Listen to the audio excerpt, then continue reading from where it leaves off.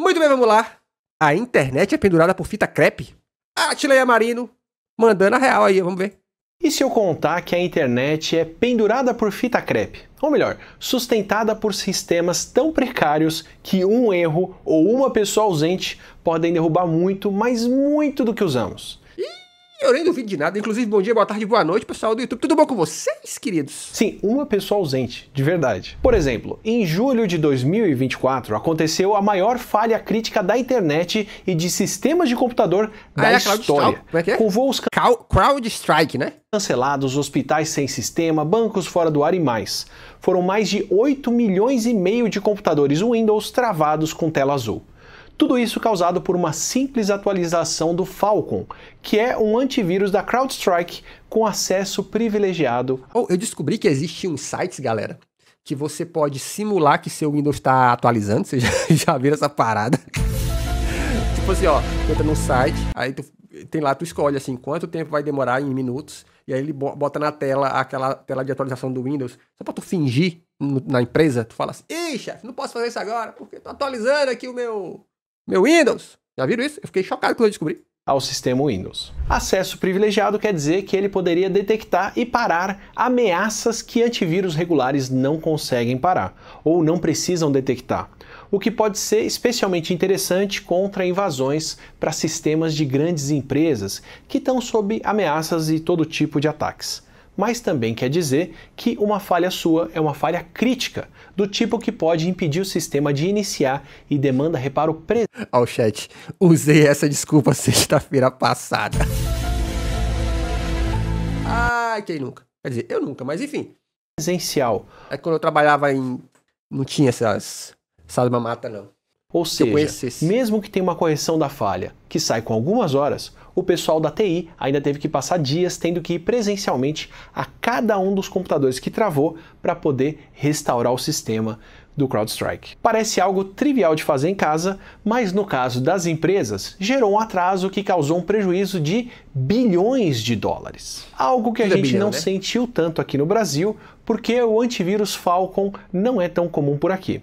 Se essa baixa aqui nós usa Avast. adoção também acontece por falta de popularidade de um antivírus que é tão caro, ou pela alta popularidade de sistemas piratas, eu deixo para o pessoal da TI comentar.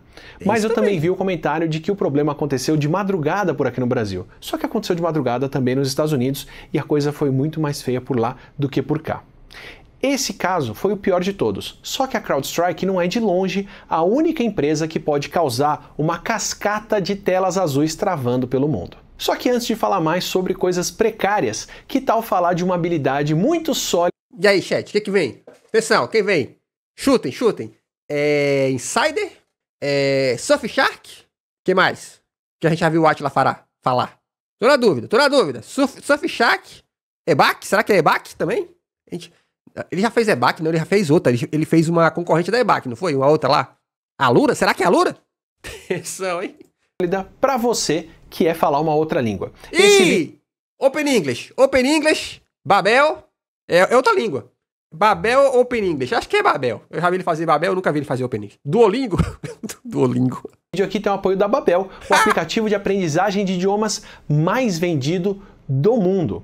A Cable é só coisa de nerd, né? Babel é popular assim porque combina idiomas, métodos, conteúdo online e ao vivo com jogos, vídeos, podcasts e cultura e história para aprender mais de... A gente faz o que hoje em dia? Bingo do Bechan. 14 idiomas. Ela tem aquela mistura de conteúdo online por demanda que deixa você aprender no seu ritmo, de casa, do aplicativo QR Code do Atila para você que quiser usar o Babel com o QR Code do Atila. Babel e receber descontos exclusivos na sua assinatura. Voltando à internet e sistemas precários. Na verdade, a internet em si é um misto surreal de iniciativas, até meio caseiras, no sentido de não serem nada corporativas, num extremo, o que faz com que alguns voluntários, em certos casos, um voluntário, controlem de casa alguma função crucial por lazer e tempo livre, enquanto no outro extremo tem iniciativas corporativas tão concentradas e conglomeradas que algumas empresas podem ser o gargalo de muito que a gente dá como garantido na nossa vida. Nos dois casos, o que acontece é que muitas funções importantes estão penduradas por um fio sob um risco constante de alguma coisa dar muito errado. Aqui em casa já aconteceu isso aqui. Acontece, na verdade, o meu roteador tá na parede. Volta e meia, o Durex dele lá cai e faz um efeito especial.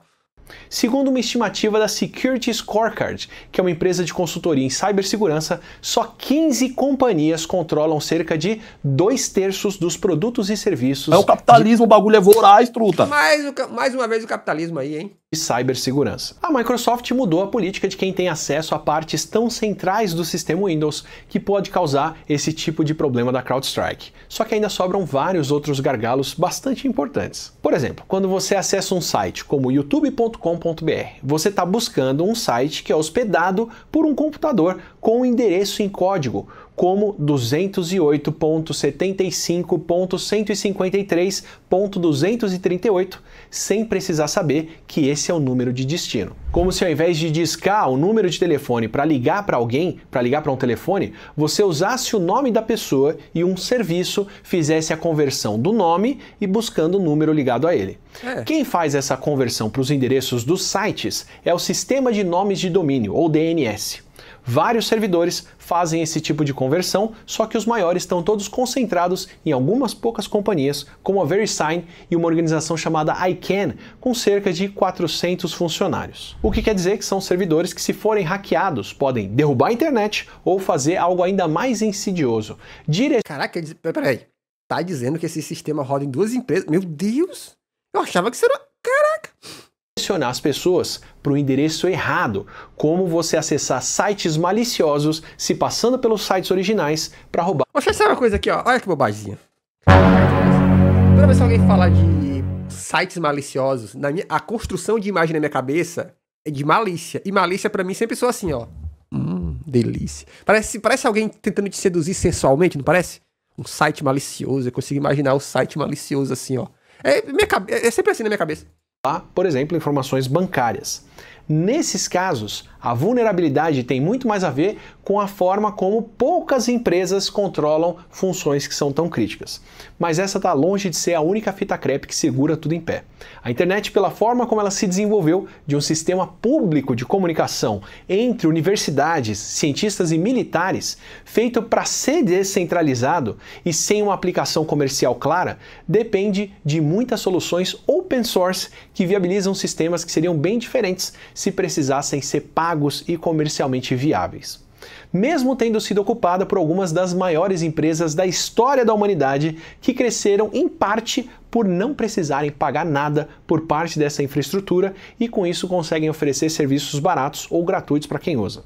Imagina se você tivesse que pagar uma tarifa toda vez que fizesse uma transação ou que entrasse em um site seguro como para acessar o seu e-mail. Aliás, essa é a base de serviços pagos e não só na internet. O Linux, que é um sistema operacional open source, não só domina os sistemas operacionais dos servidores que hospedam Por que será? sites na internet, como os servidores da Amazon Web Services, que hospeda quase 1/3 dos sites comerciais do mundo, como também é o sistema de base do Android da maioria dos celulares do mundo. Ou seja, eu tenho um monopólio comercial extremo para algumas soluções e no outro extremo soluções como iniciativas open source, softwares livres, abertos, que são mantidos por quem quer participar no mundo todo, onde também tem funções cruciais sendo mantidas por uma pessoa fazendo isso no tempo livre, por hobby, em várias manifestações reais de uma tirinha famosa do XKCD. Quando a gente usa uma conexão segura para acessar um site, como aquele cadeado que aparece na barra de endereço quando você navega para um site de e-mail. O protocolo que impede que os nossos dados, como o número do cartão de crédito, sejam acessados por terceiros é o OpenSSL, que é vital para muito do que é online, gratuito e seguro na internet. E é uma iniciativa mantida precariamente, que pelo menos até 2014 estava na mão de, abre aspas aí, 2 caras chamados Steve, o Steve Marques e o Steven Hanson. Marques foi um consultor do Departamento de Defesa dos Estados Unidos e o Hanson é um matemático inglês bem reservado que gerencia e desenvolveu a maior parte do código e não interage com muita gente. É uma iniciativa open Eu também não interagiria, não. source, ou seja, além de ser gratuita, em teoria, qualquer pessoa poderia olhar para o código, fazer contribuições, examinar o que acontece, só que no caso do OpenSSL, na prática, muito pouca gente no mundo entende de C++ e criptografia o suficiente para fazer isso. Então, o que era o hobby de algumas pessoas acabou se tornando um protocolo de segurança adotado por empresas do tamanho do Google e por órgãos de governo de vários países, mas mantido por 2 caras. uma solução que é infraestrutura, mas que não foi por muito tempo mantida como infraestrutura, como um sistema que deveria ser pago para ser usado.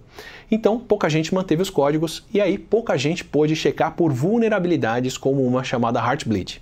E entre as pessoas que buscaram vulnerabilidades, não eram pessoas que necessariamente estavam tentando resolver problemas quando encontrassem. Pode ser o caso de quem quer se aproveitar de falhas para espionar o dado das pessoas, os dados das pessoas, como o programa Bull Run da Agência de Segurança Nacional dos Estados Unidos, que foi vazado pelo Edward Snowden, que visava explicitamente enfraquecer os sistemas de criptografia de dados que a gente usa para acessar e-mail e outras coisas e dos quais dependemos. O Heartbleed era uma vulnerabilidade muito tosca no processo de verificação da OpenSSL que permitia que o computador consultado mandasse mais dados do que deveria, dados da memória, ou seja, dados do seu computador que estavam na memória dele, que podiam não ser nada ou podiam ser uma informação sensível como seu usuário e senha ou o que mais o acaso e consultas repetidas entregassem. Uma vulnerabilidade que passou na validação de atualização e ficou no ar por mais de 2 anos sem ser detectada. Ela foi, na verdade, detectada por pessoas de fora, que não faziam parte do processo. E tem várias outras funcionalidades nesse tipo de condição com alguns mantenedores. O programa que traduz os dados do Sistema de Posicionamento Global, o GPS, para sistemas de navegação, programas de Android, Linux, macOS em geral e equipamentos pouco importantes como submarinos robôs, carros autônomos, caminhões de entrega, relógios de mergulhadores e sistemas de navegação militares e de foguetes, é mantido por uma pessoa, um cara chamado Gary Miller, que é um programador aposentado, que falou que curte manter o GPSD porque é mais interessante do que jogar Sudoku. O quê? Eu não aguento, eu não aguento, eu não aguento, eu não aguento! O sistema de fuso horário, que é o sistema que sincroniza as horas entre os computadores e que atualiza o horário de cada região e cada país que resolve ou não aplicar o horário de verão num certo período. Aquele sistema que a gente só repara que existe quando ele falha no celular e de repente a gente está com a hora errada marcada. Esse sistema do qual todo o sistema financeiro, de transporte e de comunicação dependem, pelo menos esses sistemas, é coordenado por lazer por um professor universitário da Califórnia que curte acompanhar as mudanças de padrão de horário adotadas pelo mundo e mantém isso porque ele quer. Outras Não é possível isso, cara. Eu tô em choque. vezes não é nem uma questão de uma função crítica ter só algumas pessoas que são capazes ou que estão dispostas a manter um pacote, um código, um repositório. Pô, mas na moral, isso aqui também, chat, se a gente parar pra pensar, é um grande tapa na cara do argumento capitalista safado de que, tipo assim, ó, as pessoas só trabalham por dinheiro. Isso é uma grande mentira, cara. O que tem de gente no mundo que, é óbvio, o cara não tá passando fome, mas que ele tem uma vida decente, ele faz uns negócios que são extraordinários assim e fala, não, mano, eu fiz o que eu gostei. Ó, vou dar exemplo pra vocês. O que tem de software aí, dentro do campo dos programas, né? O que tem de software aí, que é desenvolvido, que é open source, cara. O cara fez, não, mano, a galera faz e gosta. Gostamos de fazer. Sabe, por uma dificuldade, o cara, não, eu queria fazer e fiz. E deixei liberado pra galera usar. Isso acontece muito, né? Esse tipo de ajuda serve de portfólio. Pois é, cara, é muito doido. Mas ele vende o serviço, no caso, né? Pois é, mas assim, eu acho massa como a gente vê... E tipo assim, muitos desses serviços, ainda que sejam vendidos, eles não são absurdamente caros, tá ligado? O que fode é a Big Tech, mano, no fim das contas, né? Tipo assim, o que vem de um cara só, os cara faz... O desejo dos caras é que aquilo seja acessível, tá ligado? As Big Tech não, é que chega e fala, tá, como é que a gente monopoliza? Também pode ser só o resultado da dinâmica de como programas e sistemas são otimizados. Porque quando você constrói uma casa ou um prédio, você não fabrica cada tijolo que você vai usar. A maior parte do que a gente usa é partes prontas que são combinadas para fazer algo novo. E o mesmo se faz com programas, com a diferença que códigos e pacotes são sistemas ativos que muitas vezes precisam ser mantidos. Aí, como os donos dos carros Fisker descobriram da pior forma, quando a marca faliu e os sistemas que os carros checam para sair do lugar ficaram fora do ar, isso travou os carros na garagem e as pessoas agora tinham um tijolo super caro para transporte.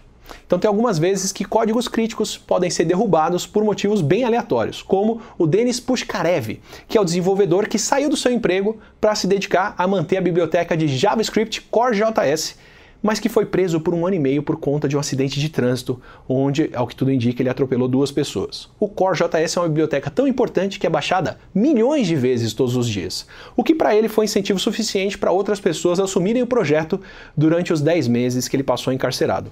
Mesmo assim, 2 anos depois que ele saiu do encarceramento, ele abandonou o projeto quando o seu filho nasceu e as doações que as pessoas mandavam de boa vontade se tornaram insuficientes para ele manter uma família, ao mesmo tempo em que tinha que manter uma biblioteca que foi baixada bilhões de vezes por computadores no mundo todo. E conforme a gente depende cada vez mais de computadores... Inclusive, bicho, e o WinRAR, chat?